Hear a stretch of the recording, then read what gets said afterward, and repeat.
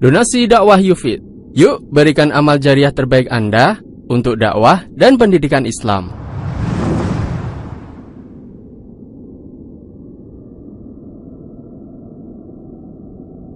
Bismillahirrahmanirrahim. Assalamualaikum warahmatullahi wabarakatuh.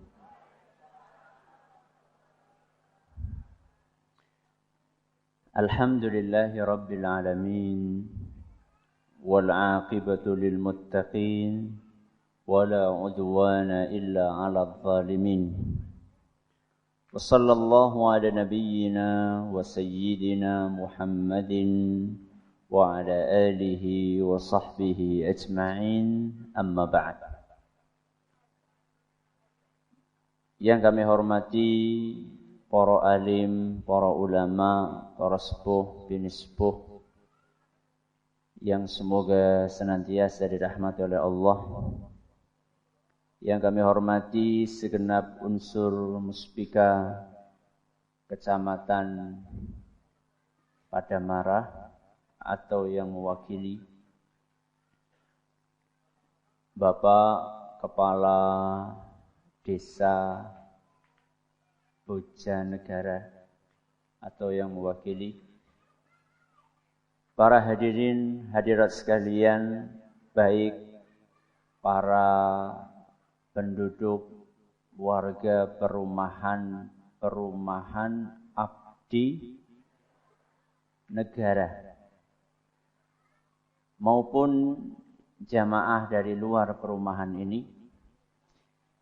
Kita panjatkan puja dan puji syukur kehadirat Allah Subhanahu wa ta'ala. Pada kesempatan sore yang sejuk napa sumuk? Sejuk napa sumuk, Bu? Sejuk. Ya. Tadi kayaknya panitianya siang-siang itu wis ndonga, aja udan disit dean. Padahal saat itu saya doa, hujan ya Allah, hujan. Kayaknya dongane panitiane sing mustajab kayaknya.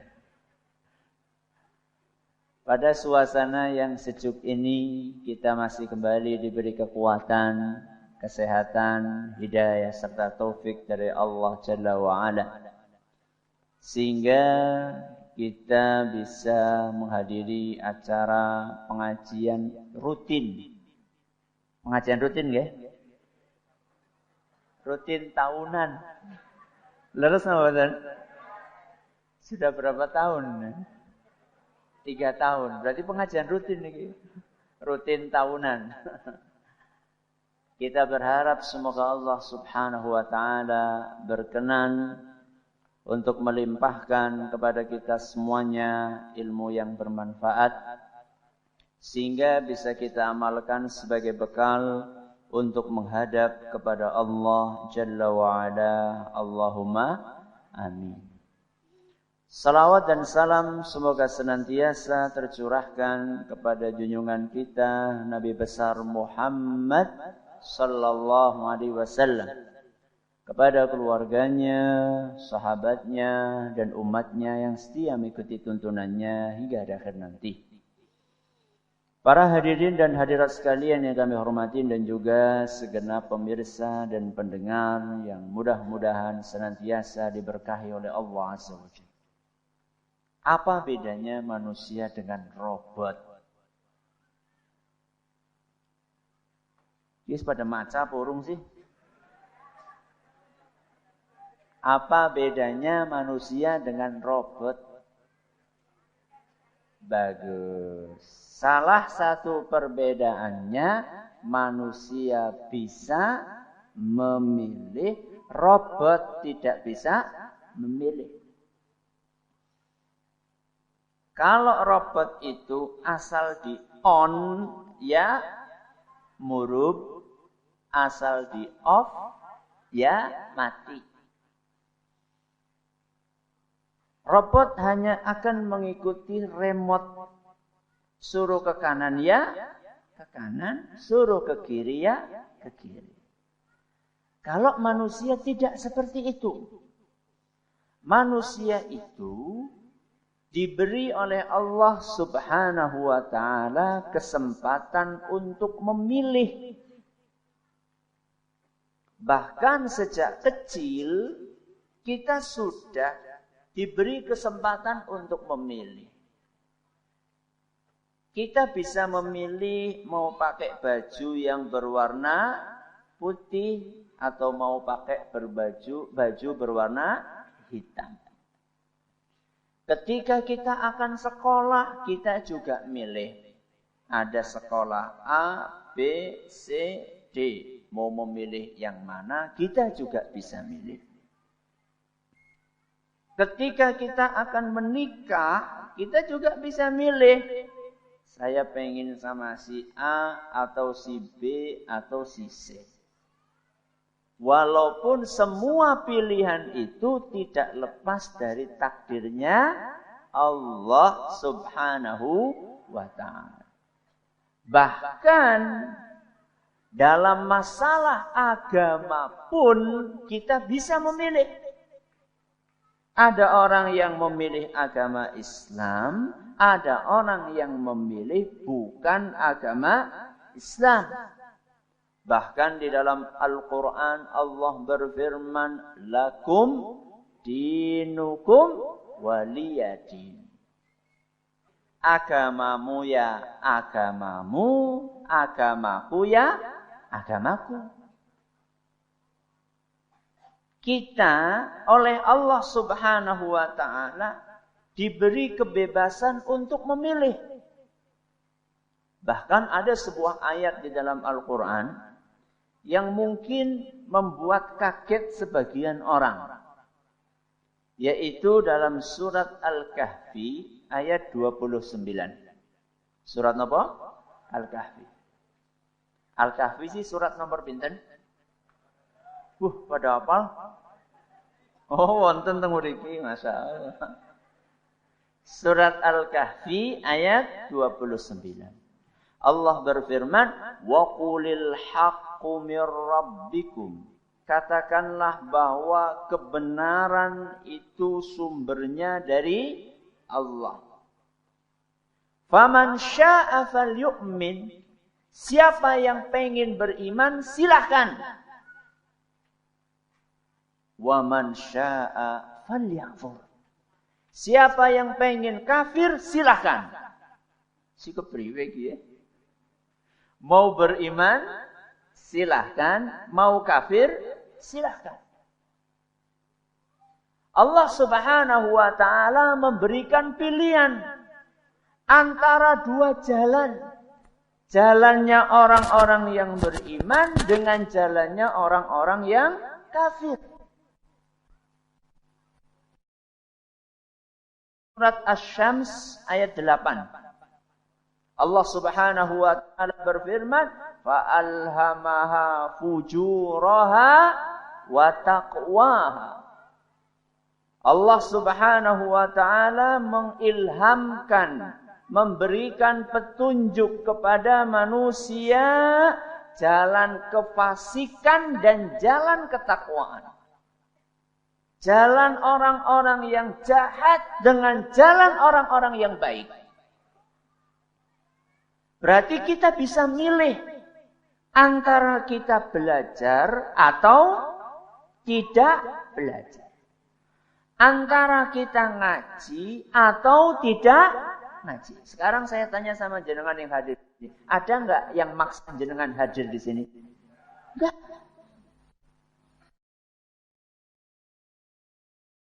Apa-apa. Siapa sih maksa? Kita punya keinginan. Kita punya kebebasan. Mau ngaji bisa, tidak ngaji juga bisa. Bisa memilih mau sholat atau tidak sholat. Mau puasa atau tidak puasa. Mau menikah atau tidak menikah. Mau setia kepada pasangan atau tidak setia kepada pasangan. Mau mendidik anak atau tidak mendidik anak. Mau berbakti kepada orang tua atau tidak berbakti kepada orang tua. Mau mengikuti perintah Allah atau tidak mengikuti perintah Allah. Mau melanggar larangan Allah atau tidak melanggar larangan Allah. Wah, berarti penak ya. Penak no boten? Penak. Tapi ingat. Apa yang harus diingat? Setiap pilihan ada konsekuensinya. Apa sih konsekuensi, Bu? Akibatnya. Arep ngaji anak akibatnya, orang ngaji ya anak akibatnya. Kalau mau ngaji, alhamdulillah jadi pinter, jadi bisa maca Quran. Nek ora gelem ngaji, ya ora bisa maca Quran. Putra putrine, Bu, ini sih bacaannya apa ya le ya, aku ya ora mudeng. Itu akibat. Mau sholat bahagia. Tidak mau sholat akan sengsara. Maka lihat ayat yang tadi kita baca, surat Al-Kahfi ayat 29. Wa qulil haqqu min rabbikum faman syaa'a falyu'min wa man syaa'a falyakfur. Siapa yang mau beriman silahkan, yang mau kafir silahkan. Terus apa kelanjutannya? Inna a'tadna lidzalimina naran. Kami sediakan untuk orang-orang yang zalim, yang tidak mau beribadah kepada Allah, naran. Napa naron? Neraka. Silahkan Anda tidak sholat. Silahkan Anda tidak puasa. Silahkan Anda tidak berbakti kepada orang tua. Tapi tunggu saatnya nanti di hari kiamat. Ada yang masuk surga dan ada yang masuk neraka. Ketika ada yang masuk neraka, jangan menyesal. Karena itulah jalan yang Anda pilih ketika Anda dahulu tinggal di dunia. Dan bersyukurlah orang-orang yang memilih jalan keimanan. Mangsane ngaji, mangkat ngaji. Dipanggil oleh muadzin, hayya 'alas shalah. Cepat-cepat. Cepat-cepat. Salat. Berangkat ke masjid. Beruntunglah orang-orang yang seperti itu. Karena dia memilih jalan kebaikan. Surat Asy-Syams yang tadi kita baca, fa'alhamaha fujuraha wa taqwaha. Kelanjutannya apa? Qad aflaha man zakkaha wa qad khaba man dassaha. Qad aflaha, akan beruntung orang yang mau membersihkan jiwanya. Yang mau menjalankan perintah Allah, menjauhi larangannya, akan beruntung di dunia atau di akhirat? Di dunia dan di akhirat. Apa keuntungannya di dunia? Hatinya akan terasa tenang. Ketika dia memilih jalan berbakti kepada orang tua, saat dia sudah menjadi orang tua, maka anak-anaknya akan berbakti kepada dia. Ketika dia memilih jalan untuk setia dengan pasangannya, maka insya Allah pasangannya pun akan setia dengan dia. Ketika dia memilih jalan untuk mendidik anak-anaknya, walaupun capek. Capek mboten, Bu? Capek. Ngongkon sholat sabun dina. Capek atau tidak? Capek. Apa Ustadz merasa capek? Pada baik. Ya. Anak sudah disuruh tidur gasik. Habis zuhur itu kan waktunya apa? Istirahat. Yang namanya anak. Kalau tidur jam 1, bangun jam 3, berarti tidurnya berapa jam? 2 jam. Kira-kira ketika sudah 2 jam tidur dibangunkan gampang apa susah? Ya Allah. Anaknya jenengan gue. Nek anake nyong wis 2 jam ya lebih gampang lah. Sudah berapa jam? Makanya habis duhur dioprak-oprak, ayo nak, waktunya apa sekarang? Makan. Habis makan apa? Pulang dari masjid. Nak, habis ini apa? Makan, sikatan, wudu, bubuk. Apa nak? Makan, sikatan, wudu, bubuk. Apa nak? Makan, sikatan, wudu, bubuk. Paham? Paham. Bareng bali ngomah kindi bocah. Ucul. Ketemu jam berapa? Jam 2. Urung mangan, urung sikatan, urung wudu. Coba bayangkan, jam 2 baru ketemu. Makannya berapa menit? Sikatannya berapa menit? Wudunya berapa menit? Tidurnya jam berapa? Jam 2:30. Jam 2:30 baru tidur. Jam 3 dibangunin kepriwe? Angel banget. Saya itu di rumah punya senjata, semprotan. Kayak semprotan apa? Semprotan manuk. Ya. Itu kalau angel srot. Ya. Capek. Mendidik anak, memiliki kepedulian untuk mendidik anak itu capek. Tapi hasilnya Pak Bu, menyenangkan hati. Nanti insya Allah anak tersebut saat kita sudah tua, dia akan peduli dengan orang tuanya. Karena ketika kecil kita peduli dengan dia. Maka dia akan membalas kepedulian itu saat kita sudah tua. Betapa banyak orang tua yang tidak dipedulikan oleh anak-anaknya. Karena dahulu ketika anaknya masih kecil tidak dipedulikan oleh orang tuanya. Arep sholat ngono, ora sholat ngono. Arep mangkat TPQ ngono, ora mangkat ngono. Arep nganggo jilbab ngono, ora nganggo jilbab ngono. Sekolah ngono, ora sekolah ngono. Akhirnya ketika tua, dia tidak mempedulikan kita. Wah, dia repot banget ngurusi wong tua. Lebokaken baik panti jompo. Wonten? Ada orang yang seperti itu. Maka setiap pilihan ada apanya tadi?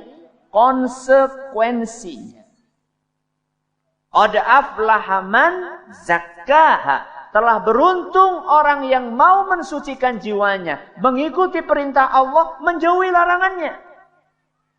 Sebaliknya, wa qad khaba man dassaha. Telah merugi orang-orang yang mengotori jiwanya. Tidak menjalankan perintah Allah, melanggar larangannya Allah. Ini pasti rugi. Teng dunia napa teng akhirat? Dunia dan di akhirat. Na'udzubillahi min dzalik. Apa kerugiannya di dunia? Ketika kita tidak mengikuti aturan Allah, hati ini akan gelisah. Hati tidak akan tenang, hati tidak akan tentram, selalu galau dan galau. Ibu-ibu paham galau napa mboten? Galau nggih niku wau, mboten napa? Mboten tenang. Jalan ketenangan itu hanya didapatkan dengan ala bidzikrillahi tatmainnul qulub. Dengan mengingat Allah, dengan sholat, dengan ngaji, dengan puasa, dengan mengikuti aturan Allah, hati akan tenang. Tanpa itu tidak akan tenang. Jangan dipikir ketenangan itu didapatkan dengan duit yang banyak. Kalau seandainya ketenangan itu didapatkan dengan duit yang paling banyak, maka sesungguhnya yang paling tenang di muka bumi adalah Qarun.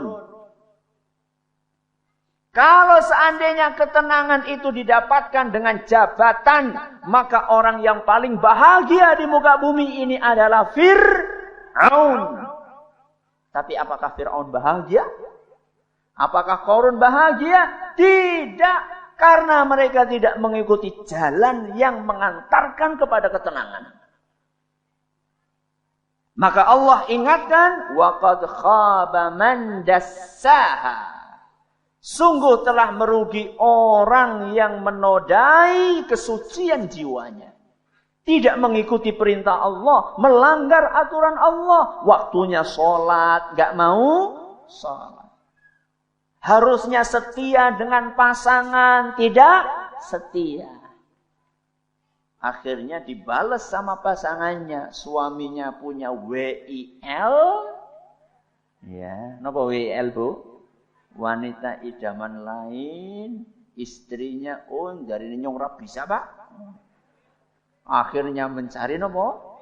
Pil, bukan pil KB. Ya, pria idaman lain. Na'udzubillahi min dzalik. Itu ketidakbahagiaan di dunia.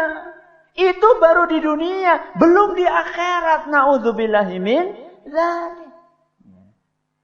Ustaz, apakah kita dikasih modal sama Allah untuk bisa milih? Iya, dikasih modal kita sama Allah. Satu modal kita adalah nopo? Akal. Akal itu adalah salah satu yang membedakan antara manusia dengan hewan. Antara manusia dengan hewan. Hewan dikasih oleh Allah akal atau tidak? Tidak. Loh, kayak Ustaz, sapi kayak anak utek kayak. Gue udu akal. Gue jenengannya apa? Utek. Otak. Otak itu akal atau bukan? Bukan. Buktinya sapi punya otak tapi nggak punya akal. Dengan otak, dengan akal, manusia bisa membedakan mana yang baik, mana yang buruk, mana yang bermanfaat, mana yang tidak bermanfaat. Maka salah satu yang membedakan antara manusia dengan hewan, manusia itu makan untuk hidup. Kalau hewan hidup untuk makan. Beda apa sama? Bedanya apa? Apa coba bedanya hidup untuk makan sama makan untuk hidup? Yang bisa menyebutkan bedanya dapat hadiah. Ngacung, bapak-bapak dulu coba. Pak, hadiah banget kudu entong nggih. Ayo bapak-bapak, apa bedanya makan untuk hidup sama hidup untuk makan? Regu A. Napa, Pak?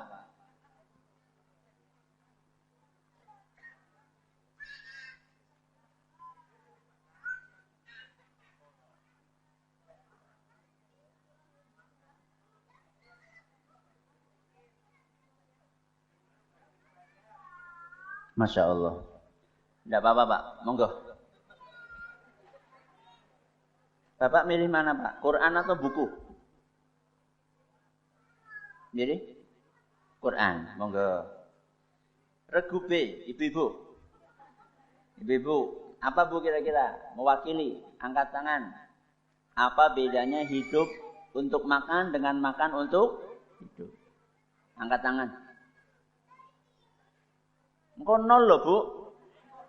Bapak-bapak tadi nilainya sudah dapat loh, ibu-ibu belum. Tidak ada? Oh, belakang, silakan. Ya, tidak apa-apa. Assalamualaikum warahmatullahi wabarakatuh. Waalaikumsalam warahmatullahi wabarakatuh. Monggo. Pertanyaannya tadi perbedaan antara makan untuk hidup dan hidup untuk makan ya Ustaz. Okay. Kalau hidup untuk makan berarti setiap hari kita kerjanya hanya makan saja untuk selama menjalani kehidupan ini. Sedangkan kalau makan untuk hidup untuk makan untuk hidup berarti kita hanya menggunakan saat makan itu untuk survive, untuk bertahan menjalani kehidupan ini. 100 untuk ibu-ibu. Ibu milih Quran apa buku, Bu? Milih Quran apa buku? Oh, banyak, judulnya banyak. Ada? Oke. Ini Bu, fikih wanita, Masya Allah. Alhamdulillah. Ini sebenarnya salah satu menyiasati ben aku aja ngomong bae. Jadi bisa ngasuh sedela. Apa? Hidup untuk makan sama makan untuk hidup. Kalau binatang, kalau hewan itu hidup untuk makan. Alias saben sing dipikiraken makan. Tangi turu makan. Jam 8 makan. Jam 9 makan. Arep turu makan. Ngelilir turu makan. Itu hidup untuk makan. Kalau makan untuk hidup adalah sekedar kita makan pada waktunya supaya kita bisa hidup. Dan makannya ada tujuannya. Apa tujuannya? Supaya kuat untuk beribadah. Itu bedanya antara manusia dengan binatang. Dan satu lagi yang membedakan antara manusia dengan binatang, bahwa binatang itu hidup untuk, kawin, dan manusia menikah untuk hidup. Jadi kalau nuwun sewu nggih, kalau binatang sing dipikiraken itu antara perut dan di bawah perut. Itu pikirannya binatang itu cuma itu tok. Kalau nggak mikirin perut, ya mikirin bawahnya perut. Kalau manusia tidak. Manusia makan dan menikah itu cuma dijadikan sarana untuk menjaga kehidupannya. Loh, kita hidup di dunia gimana nggak makan? Nanti nggak bisa hidup. Gimana kita mempertahankan keturunan kalau kita tidak nikah? Makanya manusia yang punya akal mau tidak mau harus makan. Perhatikan antara bedanya orang yang beriman makan dengan orang kafir makan. Di dalam Al-Quran surat Muhammad ayat 12, di situ nggak ada. Allah berfirman, innallaha yudkhilul ladzina amanu wa amilus salihati jannatin tajri min tahtihal anhar. Sesungguhnya Allah akan memasukkan orang-orang yang beriman dan beramal saleh ke surga yang di bawahnya mengalir sungai-sungai. Walladzina kafaru, adapun orang-orang kafir, yatamatta'una wa ya'kuluna kama ta'kulul an'am. Adapun orang-orang kafir, maka mereka di dunia ini hidupnya cuma happy-happy, cuma makan seperti makannya hewan-hewan ternak. Saben dina memamah biak. Mangon terus. Maka hati-hati ibu-ibu. Jangan sampai waktunya ibu-ibu itu selalu di mana? Di dapur. Bangun tidur di dapur. Nanti bapak berangkat ke masjid di dapur. Nanti ini di dapur terus. Masak itu sampai 5 jam, 7 jam. Ada ibu-ibu yang seperti itu? Wonten? Enggak ada? Masya Allah, alhamdulillah. Berarti ibu-ibu di perumahan, apa ini namanya? Abdi negara ini zuhud-zuhud semuanya. Ya. Jangan sampai kita seperti makannya orang kafir. Orang kafir itu makannya seperti apa tadi? Hewan ternak. Karena yang dipikirkan makan terus. Kita sebagai manusia sudah diberi oleh Allah akal. Dengan akal itu kita bisa membedakan mana yang baik dan mana yang buruk. Kira-kira cukup atau tidak akal tersebut? Cukup nama badan? Tidak cukup. Allah subhanahu wa ta'ala kasih lagi setelah akal. Allah bekali kita dengan wahyu. Napa? Wahyu. Wahyu niku napa? Al-Quran dan hadis Rasul sallallahu alaihi wasallam. Dengan Al-Quran, dengan hadis Rasul kita jadi tahu mana jalan yang diridhoi oleh Allah dan mana jalan yang dimurkai oleh Allah. Dengan Al-Quran dan hadis kita jadi tahu, oh ini ibadah yang benar, ini ibadah yang tidak benar.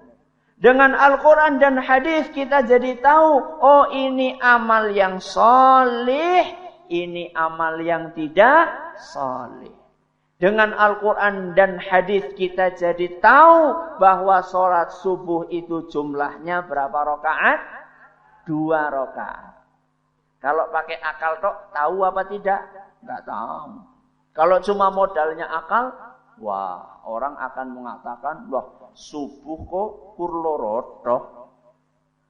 Wis kesel-kesel tangi, adoh-adoh mlaku masjid, terima salate kur loro. Suratane falak karo nas maning. Atas niku napa mboten, Bu? Mboten. Alhamdulillah. Kalau cuma pakai akal, wah ki kurang rakaat kurang akeh ki, kudune pirang rakaat? 4, minimal 4. Ini bahaya karena cuma mengandalkan apa? Akal saja. Akal ini harus dibantu oleh wahyu. Wahyu adalah Al-Quran dan sunnah Rasul Sallallahu Alaihi Wasallam. Dengan wahyu Al-Quran dan sunnah Rasul, ayat-ayat Al-Quran, hadis-hadis Rasul SAW, kita jadi tahu, oh subuh ini jumlahnya berapa rakaat tadi? 2 rakaat. Puasa Ramadan ini berapa hari? 1 bulan. Pertanyaan bukan berapa bulan, berapa hari? Berapa hari? 29 atau 30. Wonten napa mboten puasa 28 hari? Wonten napa mboten? Mboten. Puasa 31 hari wonten mboten? Mboten. Kenapa? Karena bulannya bulan Hijriyah. Ini pakainya wahyu. Rasulullah SAW ngendika, asyahru hakadha wahakadha wahakadha. 1 bulan itu jumlahnya segini, tambah segini, tambah segini. 30. Setelah itu Nabi bersabda lagi, asyahru hakadha wahakadha wahakadha. Pinten niki? 29. Jadi bulan Hijriyah itu hanya ada 2. Kalau enggak 29 ya 30. Enggak bisa ngarang-ngarang puasa 3 dina. Wonten apa mboten? Wonten sing kados niku. Ya. Coba sih lihat televisi nanti. 2, ada yang 33 hari. Ini enggak mengikuti apa kata Allah Subhanahu wa taala, apa kata Rasul sallallahu alaihi wasallam. Maka enggak cukup kita hanya berdasarkan akal saja. Kita harus dibantu dengan Al-Quran dan sunnah Rasul sallallahu alaihi wasallam. Itu pentingnya ngaji. Dengan Al-Quran dan sunnah kita jadi tahu bagaimana cara berbakti kepada orang tua. Bagaimana cara sayang kepada anak dan istri kita. Maka bapak-bapak dan ibu-ibu yang kami hormati, hidup ini adalah pilihan. Akan tetapi ingat, setiap pilihan itu ada konsekuensinya. Kalau kita mengikuti jalan kebaikan, maka insya Allah kita akan mendapatkan kebaikan. Kalau kita mengikuti jalan keburukan, maka kita akan ditimpa keburukan. Na'udzubillahi min dzalik. Ini yang dapat kami sampaikan pada kesempatan yang berbahagia kali ini. Monggo kalau ada yang mau bertanya dipersilahkan. Monggo silahkan.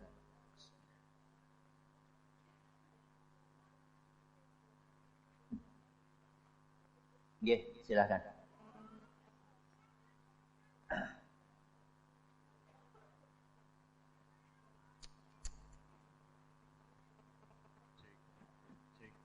Cek.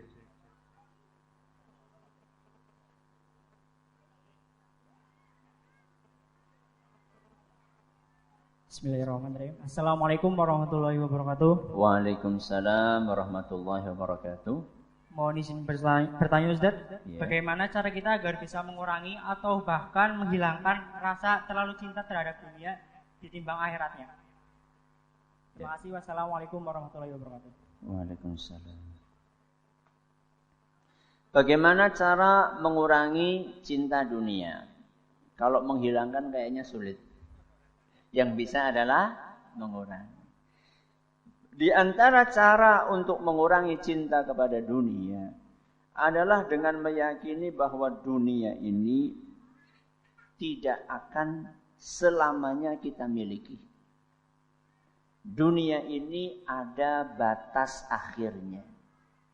Berbeda dengan akhirat. Kalau akhirat ini akan kita miliki terus-menerus. Makanya di dalam Al-Quran bunyinya apa? Khalidina fiha abada. Ada seorang ulama kasih nasihat seperti ini. I'mal lidunyaka biqadri maqamika fiha. Wa'mal li akhiratika biqadri baqaika fiha. Artinya, bekerjalah untuk duniamu sesuai dengan jatah waktu hidupmu di dunia. Apa? Bekerjalah untuk dunia sesuai dengan jatah umurmu di dunia. Dan beramallah untuk akhiratmu sesuai dengan jatah umurmu di akhirat. Saya tanya, umur kita di dunia berapa tahun? Kira-kira pirang tahun? 60, 70 tahun. Jadi nek kerja gue sing memper bae. Kira-kira cukup nggo urip pirang tahun? 70 tahun. Karena memang rata-rata umur umatnya Nabi Muhammad ya segitu. A'maru ummati ma baina sittina ila sab'in. Umur umatku itu antara 60 sampai 70. Rata-rata kita segitu. Dan sedikit sekali kata beliau yang melebihi itu. Maka kalau umur kita 60 ya wis pada siap-siap. Apa maning wis 70, ya wis deluwi. Ya. Maka kalau bekerja untuk dunia, ngumpulin duit, ya kira-kira yang cukup untuk 70 tahun. Tapi kalau beribadah, maka kira-kira cukup untuk jatah hidup kita di akhirat. Pinten tahun teng akhirat? Pinten tahun? 1000 tahun? 1.000.000 tahun? 1.000.000.000 tahun? Selama-lama. Coba sekarang kita lihat manusia di zaman ini kebanyakan nyari bekal untuk dunia sama akhirat, banyak bekal untuk mana? Dunia apa akhirat? Contone jenengan kerja golet duit nggo mangan karo nggo ngombe. Untuk makan dan minum. Itu berapa jam kita kerja sehari? 8 jam. Go ngaji, golet bekal akhirat pinten jam? Sehari berapa jam? Jam-jaman? Jam pira?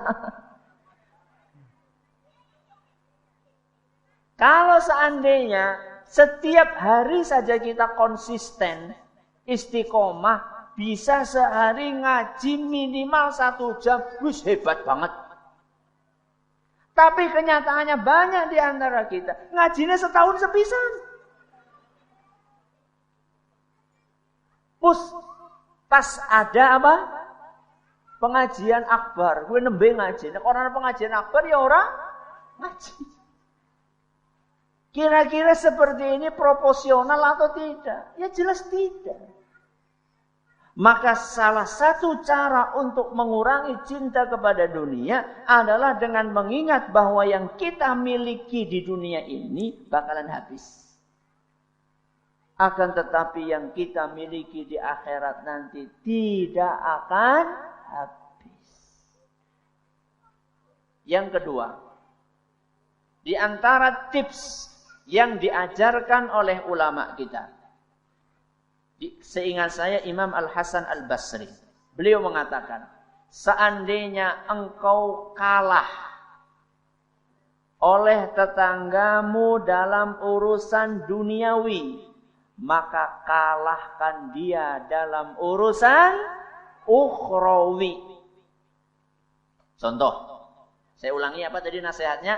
Kalau kita dikalahkan oleh tetangga kita dalam urusan duniawi, maka kalahkan tetangga kita dalam urusan ukhrawi. Contoh, jenengan kalah sama tetangga jenengan urusan duniawi. Jenengan punya motor, tetangga jenengan punya mobil. Kalah napa mboten?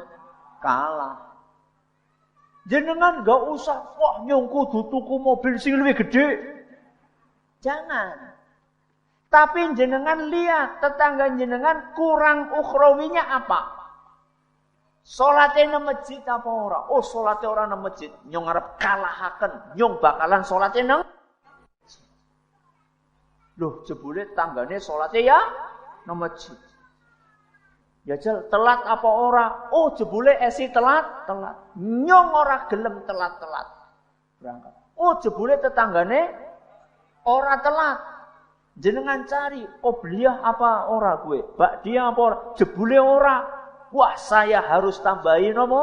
Qobliyah, ba'diyah. Kira-kira kalau seperti itu hidup tenang atau tidak? Tenang. Tapi kalau misalnya setiap kalah duniawi, kita kejar supaya kita bisa kalahkan duniawi dia. Tetangga kita punya mobil satu, nyong pokoknya kudu bisa tuku mobil loro. Tanggane tuku mobil loro, pokoknya nyong bisa tuku mobil telu. Tanggane tuku kulkas sing gede, nyong kudu tuku kulkas sing luwih gede maning. Itu hidupnya tidak akan pernah nyaman. Lihat yang kedua. Kalau kita dikalahkan oleh saudara kita dalam urusan dunia, maka kalahkan dia dalam urusan akhirat. Sehingga nanti konsentrasi kita bukan kepada dunia, tapi kepada akhirat.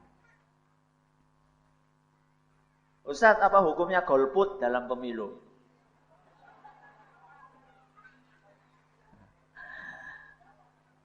Ini pengajian bukan untuk kampanye, nggih. Ya, ini untuk menjelaskan hukum. Jadi, ulama itu berbeda pendapat antara ikut pemilu atau tidak ikut pemilu. Ada ulama yang mengatakan nggak boleh ikut pemilu. Kenapa? Karena itu produk demokrasi. Dan demokrasi bukan dari Islam. Ada ulama yang kedua mengatakan silahkan ikut untuk meminimalisir munculnya pemimpin-pemimpin yang tidak baik. Karena kalau misalnya kabeh-kabeh golput, nanti yang terpilih adalah pemimpin yang tidak baik. Ini dua pendapat ulama. Dan dua-dua pendapat ini sama-sama ulama kontemporer. Karena pemilu adanya di zaman kontemporer. Di zaman ulama salaf dulu belum ada pemilu. Pemilu adanya sekarang. Makanya yang bicara ulama kontemporer. Kontemporer itu apa, Bu? Ulama zaman now. Ya, walau zaman now malah orang mudeng man. Ulama sekarang, Bu. Ya, ulama sekarang. Ya. Terus dua pendapat itu mana yang lebih kuat? Kalau saya sih milih pendapat yang kedua. Kalau saya cenderung kepada pendapat yang kedua. Karena pendapat yang kedua ini lebih realistis. Ya. Lebih realistis. Karena itu kenyataannya. Ketika kita tidak memberikan suara kita, sedangkan orang-orang yang tidak baik memberikan suaranya, akhirnya yang terpilih adalah pemimpin yang dipilih oleh kebanyakan orang yang tidak baik. Akhirnya kita sendiri yang menyesal. Aduh, jeneng kaya piye dadine lho jenengan wingi ora pilih. Ya. Maka dalam kondisi seperti ini, memilihlah calon pemimpin sing paling mending. Nek golet pemimpin sing kaya Umar bin Khattab ya ora nana. Ya. Tapi yang kira-kira lebih apa? Lebih mending daripada di antara yang mending-mending. Akan sebutkan angka, saya tidak akan sebutkan nama karena saya bukan jurkam. Saya bukan tim ses dan saya tidak mau jadi tim ses dan jurkam. Ya. Saya hanya bisa mengarahkan, kira-kira dilihat saja mana yang dekat dengan agama, mana yang jujur, mana yang tidak korupsi, ya. Mana yang betul-betul baik bukan karena pencitraan. Karena kita harus sadar, kita harus paham bahwa media itu bermain dengan sangat kuat di sini. Di Indonesia ini media bermain sangat kuat. Bisa jadi pemimpin atau calon pemimpin yang tidak baik dengan bantuan media bisa berubah menjadi baik. Sebaliknya pemimpin yang baik dengan bantuan media untuk mencemarkan jadinya kelihatan tidak baik. Maka kita harus waspada. Ya, harus waspada. Jadi intinya sebaiknya tidak golput. Sebaiknya tidak golput. Masya Allah kita jawab teman di pertanyaan.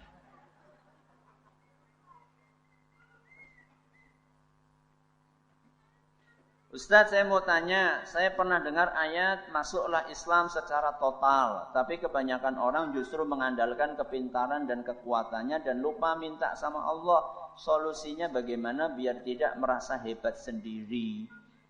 Coba dilihat kekuatan jenengan kita semua seberapa sih?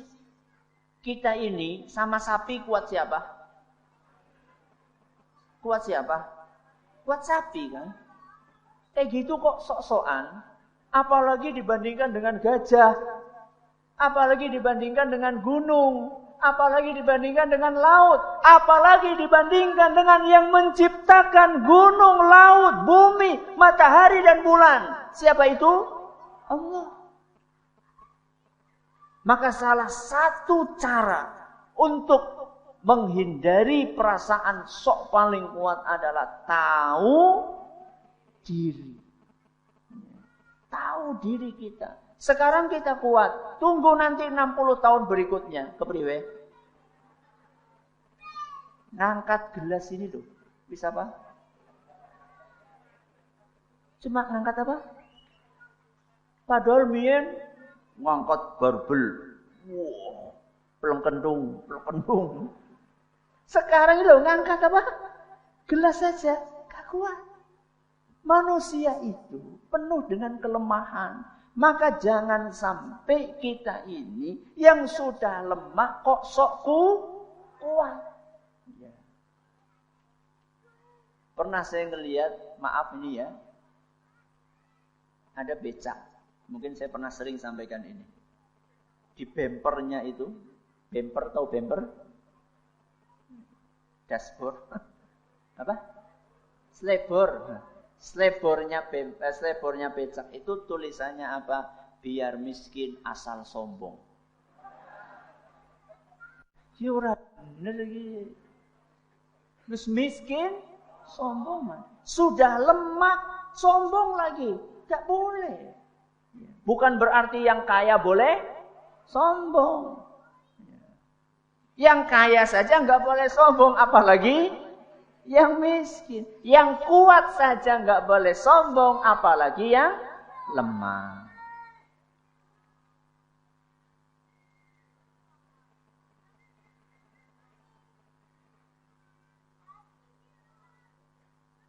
Ustaz, saya mau tanya, belakangan ini sedang gencar tayangan di televisi yang isinya tentang indigo atau karma. Apakah itu sama saja mendatangi dukun jika kita menontonnya?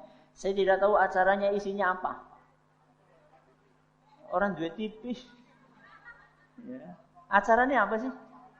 Paranormal. Tanya terus di Terawang gitu. Ya sama saja pergi ke dukun. Sama saja pergi ke dukun. Jenengan nulis rek kirim.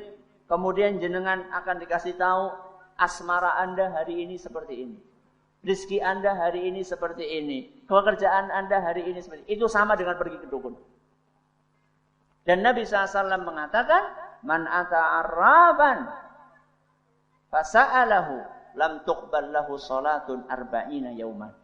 Siapa yang datang kepada dukun, kemudian dia bertanya, maka sholatnya tidak diterima 40 hari, 40 malam.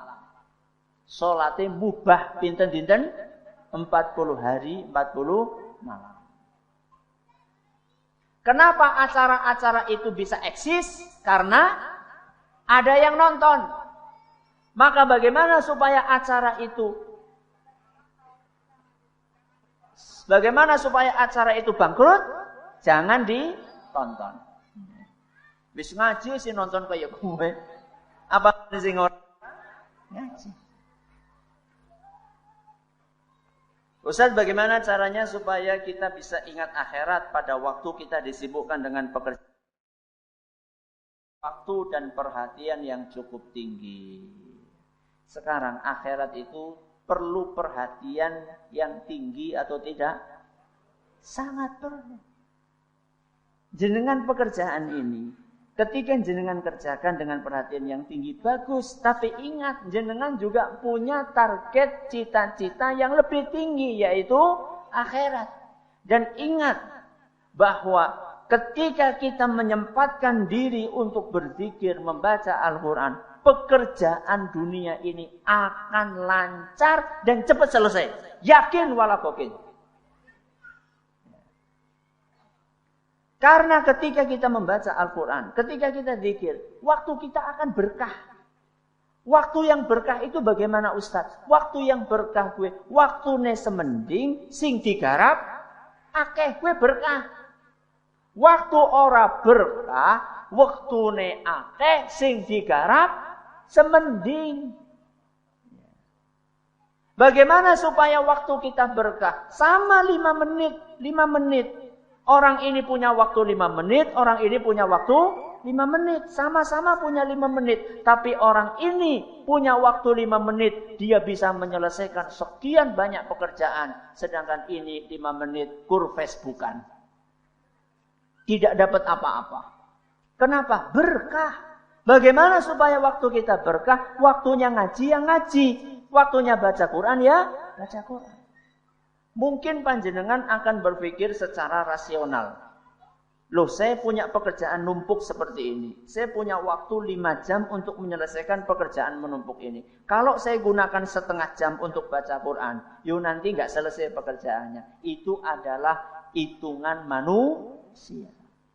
Tapi Allah Subhanahu wa ta'ala punya hitungan sendiri. Allah Subhanahu wa ta'ala punya hitungan sendiri. Bagaimana hitungan Allah? Hitungan Allah kalau seandainya kita gunakan yang setengah jam itu untuk baca Al-Quran, maka sisanya 4,5 jam akan diberkahi oleh Allah sehingga kita mudah menyelesaikan pekerjaan tersebut. Ini salah satu caranya. Pertanyaan ya? Ya.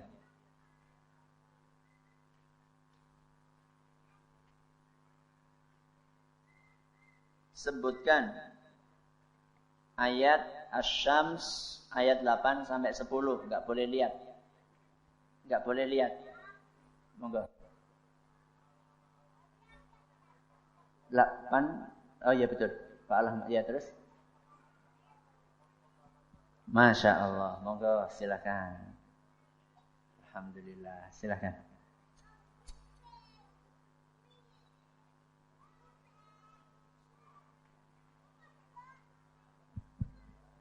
Surat apa, ayat berapa yang menyebutkan bahwa orang-orang kafir itu di dunia ini makannya seperti hewan ternak?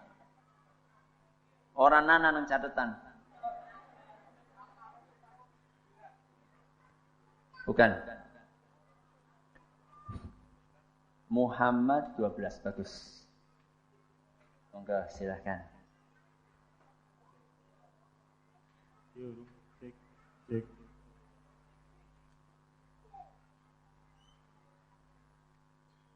Allah Subhanahu wa ta'ala membantu kita untuk bisa milih. Ini khusus untuk ibu-ibu. Allah membantu kita untuk bisa memilih mana yang baik, mana yang benar. Allah kasih kita modal 2. Sebutkan 2 modal itu. Kenapa Ibu? Masya Allah, bagus. Akal dan wahyu.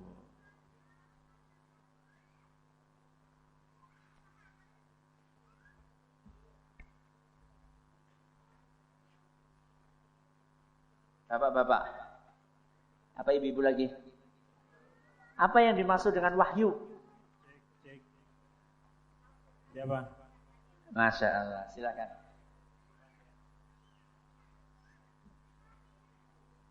Ya. Ini harus habis nih bukunya? Pertanyaannya wis entong ya? Gak harus habis ya? Gue tahun ngarep maning ya?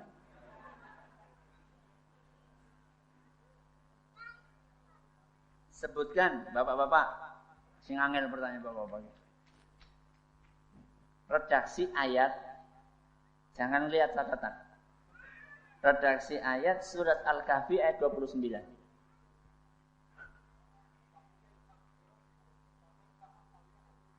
Faman syaa falyu'min wa man syaa falyakfur. Bagus. Milih Quran apa? Ini aja, buku aja. Masya Allah. Apa maning ya? Sentong ya?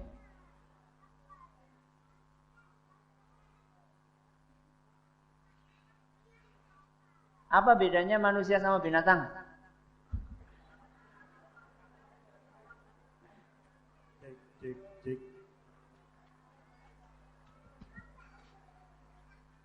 Perbedaan antara manusia dengan binatang, binatang hidupnya hanya untuk makan. Sementara manusia itu menggunakan makanannya untuk hidup. Masya Allah, bagus. Silahkan. Ibu-ibu. Apa bedanya manusia sama robot? Ibu belakang sendiri. Yang pakai pink, ya. Cek.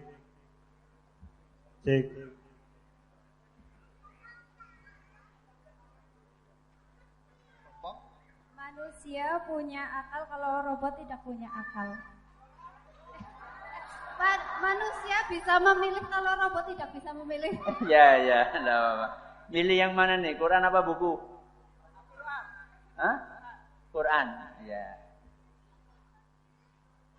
Pertanyaan terakhir, bapak-bapak sama ibu-ibu. Siapa yang cepat sendiri? Dan keton ya. Apa judul pengajian sore ini?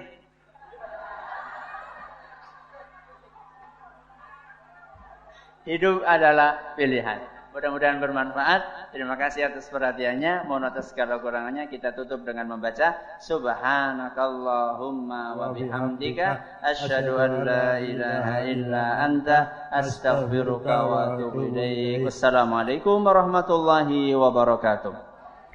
Donasi dakwah Yufid. Yuk berikan amal jariah terbaik Anda untuk dakwah dan pendidikan Islam.